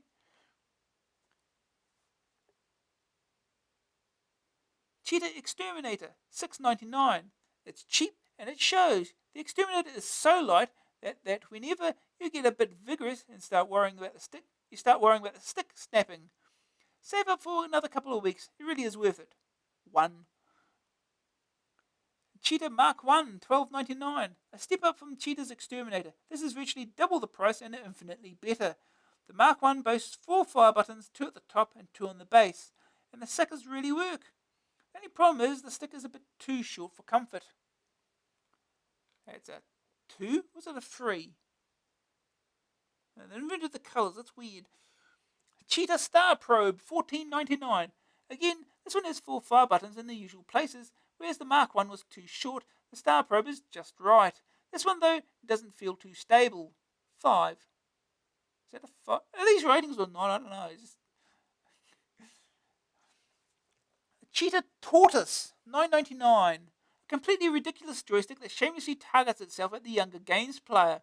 The tortoise is so tacky that in a funny kind of way we almost like it. Still, facts have to be faced, and the tortoise is incredibly plasticky, and it feels so fragile. The buttons are all at the front of the tortoise. Press them, and they'll torty moves up and down in an alarming manner. No doubt you could get used to this, but is it really worth it? Does this thing have a joystick on it or what? How do you move it? It's a 1 apparently.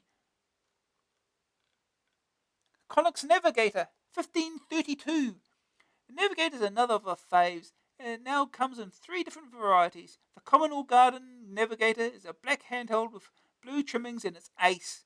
Hold the stick and your fire finger will immediately rest comfortably on the trigger.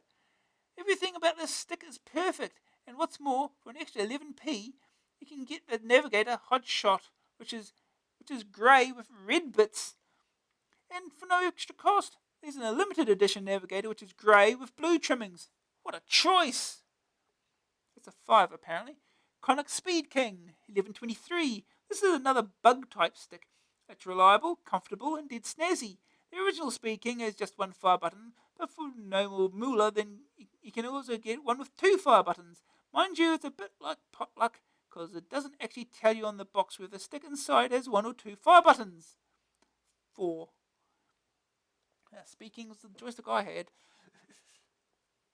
Had an auto fire switch on and everything, which obviously didn't work.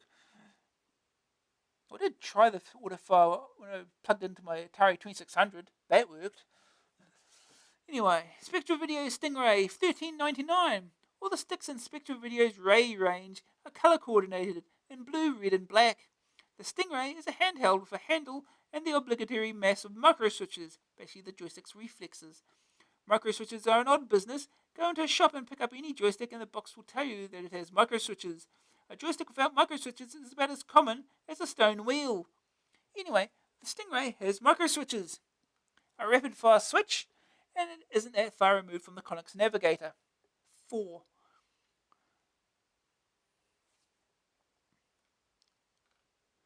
Spectra Video Manta Ray, $13.99.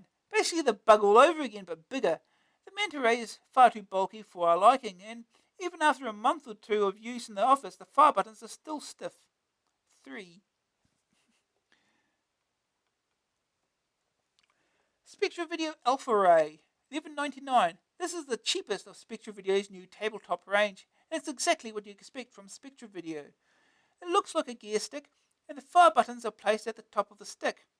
Like all the other arrays, it has 6 micro switches and a rapid fire function, but being cheaper is not as bulky as the other two tabletops. A manageable stick. 4. Spectra Video Sigma Array, $13.99. Moving up, we get the Sigma Array, which has 2 additional fire buttons at the base of the stick, which means that the base is bigger and therefore more unwieldy.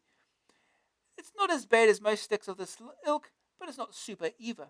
3. Spectra Video Gamma Ray, $22.99. No, it really is too much. Over the top or what? The Gamma Ray is a great big thing with, get this, a digital counter stopwatch. Basically, it's a Sigma array with a huge base and added features that, when you look more closely, aren't exactly essential. Don't do it, kids. For 23 quid, you can buy a perfectly good joystick and have enough change to buy the new Ride album. 2. Spectra Video Quick Joy Megastar, $27.99. And it gets even more ridiculous. The Megastar looks exactly like the Competition Pro Clear with an extra button. In other words, it's see-through. Great, eh? Now you can see the 7 microswitches in action and admire the smooth movement of the steel shaft. It might move well, but so do the cheaper sticks. 2. Spectra Video QuickJoy Foot Controller, $24.99. Ideal for driving games, we suppose. Initially, this could prove difficult to get to grips with. If you're willing to persevere, the foot controller could conceivably help you improve your scores and, according to the press release, help you get the girl of your dreams. It's all a bit too complicated for us, though. 2. Power Play Cruiser, $10.99. These tabletops are quite similar in their basic design to the Competition Pros. Like those, the Cruisers come in a variety of colours, but they're far more streamlined, which makes them much easier to control. Of all the tabletops, these are my favourite. 4. Spectra Video QuickJoy Jet Fighter, $13.99. It's a tabletop mushroom-coloured stick with auto fire and fire switches at the top. It looks horrid, but the base is really bulbous and the suckers are a bit on the useless side. Ugh. 1. Ultimate Super Stick, €31.95 Euromax. This is a giant tabletop jobby with 4 fire buttons, 2 each for left and right-handed users. There's a variable speed auto fire knob which seems to work on some CPC games, but not others. The Super Stick is a bit of a lump, but solid and surprisingly effective to use. 3.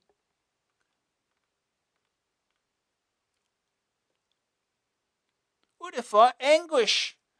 Due to some incredibly ticky problem with the CPC's joystick port, something to do with too low a voltage we're told, ordinary autofire joysticks don't work. What a pain! The only one we've found so far that does work, only on some games though, is the Ultimate Super Stick.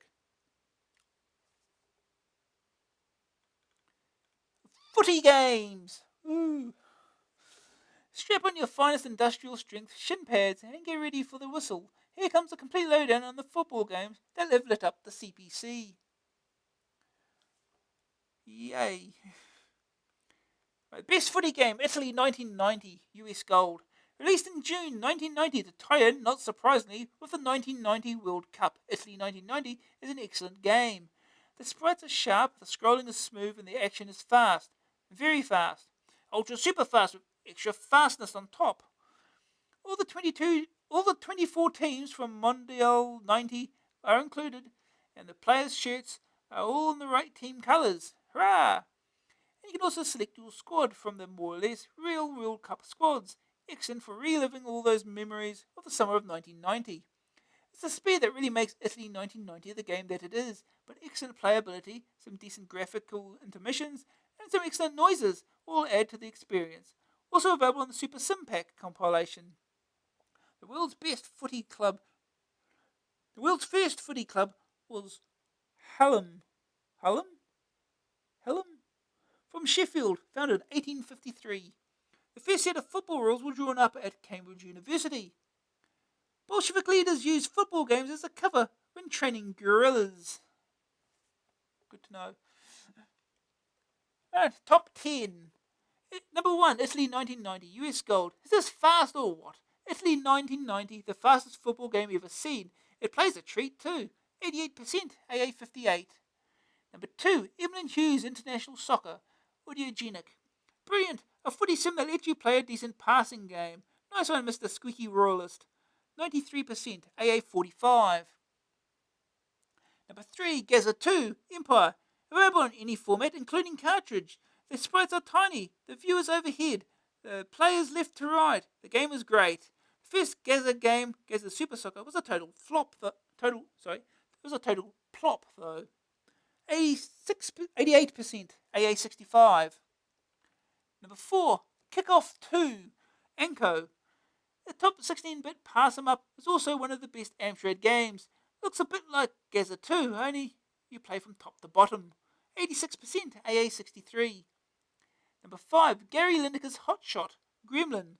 The third name license in this week's America's Top 10, Hotshots comes second only to Italy 1990 in the Speed Stakes. 81%, AA45. Number 6, Microprose Soccer, Microprose. Surprise, surprise. The home of simulations turned its hand at football, and this was the result. Two-colour graphics meets blistering gameplay. 87%, AA45. Number 7, 11-a-side Soccer, Codemasters. One of the games off the Codemasters 4 Soccer Sims pack, now available on budget. This one has also been on a few Quattro packs. 81%, AA40. Number 8, Football Manager 2, Addictive, the top management game for all you footy freaks. Football Manager 2 will get you hooked with great ease. 72%, AA36. Number 9, Manchester United Europe, Chrysalis, the latest soccer game to make the grade. MUE has a neat icon-driven menu, a lot of strategy elements, and great game sequence. 73%, AA75. Number 10, Five-a-side Soccer, Codemasters, another one from 4 Soccer Sims. This one's got a very small indoor pitch, which makes for constant end-to-end action. Hurrah! 81%, AA40. Yay! We never escape football games, do we? Computer repairs. Over 2,500 square foot engineering complex. Afterthought. Next month in AA. Mad. We've gone completely mad. Just look at what we've got lined up for you in the May issue. How a game is made. Part 1 of an detailed, in-depth look at how a commercial game is put together. How is it written? Who has the ideas? How can I write a program for release? Find out next month. A complete guide to word processing. In next month's buyer's guide, we look at some word processing packages available for your machine and discover all the different things they can be used for. Striker and the Crypts of Chaos, the most controversial CPC game of all time. In our special review features, we talk to the programmers and some of their opponents and give you the chance to try the game yourself with a playable demo on the cover tape. Cartridge Games Roundup, a complete guide to all the games you can get for your GX4000 or Plus. Which ones are brilliant, which are crap, and which is the GX4000 dying out. Readers' poll results. So, what was your favourite film of last year? Robin Hood, Prince of Thieves, or Terminator 2? Is your favourite pop star Michael Jackson or Bryan Adams? And is Adam Peters more of an idiot than John Major? All will be revealed.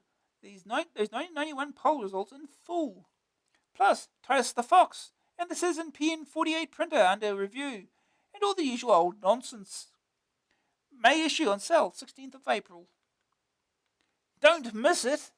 Every issue of Amstrad Action sells out far quicker than the previous one, which means you'll have to be quick or you'll miss out. Think how sad that would be. Sniff. Don't risk it, folks. Cut out this coupon and give it to your newsagent. Dear newsagent, please reserve Amstrad Action for me every month, beginning with the May issue, out on Thursday, 16th of April, with a bit of luck. Redesign. Hit or miss? It's early days yet. There's bound to be a few teething problems, but we're interested in your initial views on the new AA, the new design, technical forum, etc. Write to Amstrad Action Redesign Survey. Go on. You don't even need a stamp. Your guarantee of value. MJC Computer Supplies.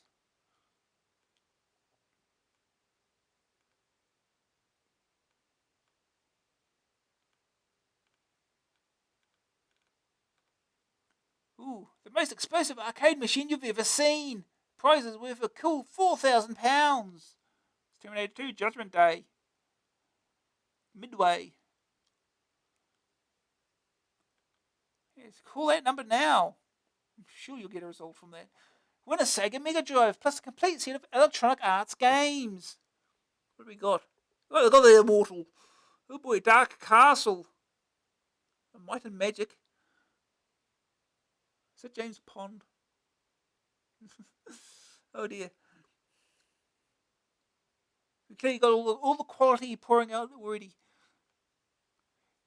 When you have to shell out around £30 a game for your Mega Drive, what better price to win than 25 of the best games around? Plus, we'll throw in a console too. I should hope so.